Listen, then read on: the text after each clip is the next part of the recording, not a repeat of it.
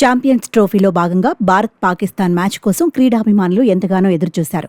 అయితే ఈ మ్యాచ్లో పాకిస్తాన్ జట్టు విజయం సాధిస్తుందని ఐఐటీ బాబా జోస్యం చెప్పారు. కానీ ఆయన చెప్పింది మాత్రం జరగలేదు.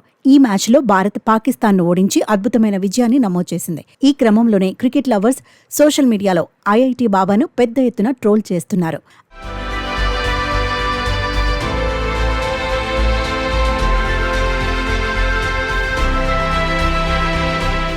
ఐఐటీ బాబాపై ప్రస్తుతం నెటిజన్లు పలు రకాలుగా కామెంట్లు చేస్తున్నారు. విరాట్ కోహ్లీ బాబా కెరియర్ను ముగించాడని ఓ వ్యక్తి పేర్కొనగా, మరొకరు మాత్రం బాబా ఇప్పుడు అండర్ గ్రౌండ్కి వెళ్లాల్సిన సమయం ఆసన్నమైందన్నారు.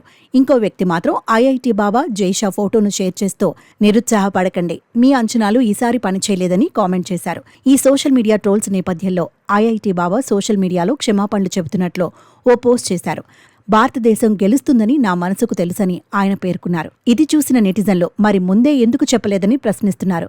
ఫేమస్ అయ్యేందుకు ఇలా చేశారా అని అడుగుతున్నారు.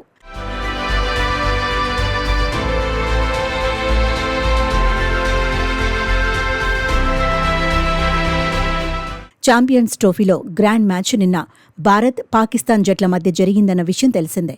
దీనికి ముందే మహాకుంభమేళాలో ప్రసిద్ధి చెందిన ఐఐటీ బాబా ఎంత ప్రయత్నించినా టీమిండియా గెలవదని పేర్కొన్నారు. ఆ తర్వాత బాబా ప్రకటనపై క్రీడాభిమానులు అసంతృప్తి వ్యక్తం చేశారు. విరాట్ కోహ్లీ అజేయ సెంచరీతో ఐసీసీ ఛాంపియన్స్ ట్రోఫీ 2025లో తన రెండో మ్యాచ్లో భారత్ పాకిస్తాన్ జట్టును 6 వికెట్ల తేడాతో ఓడించి టోర్నమెంట్లో తమ రెండో విజయాన్ని నమోదు చేసింది.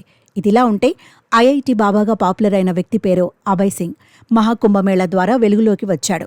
ఐఐటీ బాంబే నుండి డిగ్రీ పొందిన ఏరోస్పేస్ ఇంజనీర్. కెనడాలో అధిక జీతంతో ఉద్యోగం చేశాడట. కానీ తన కెరియర్ను వదులుకొని ఆధ్యాత్మిక మార్గాన్ని ఎంచుకున్నాడు. మహాకుంభమేళా సందర్భంగా సన్యాసి రూపంలో ప్రత్యక్షమయ్యాడు. తనను తాను ఐఐటీ బాబాగా ప్రకటించుకున్నాడు. కుంభమేళాలో విశేష ప్రాచుర్యం పొందాడు.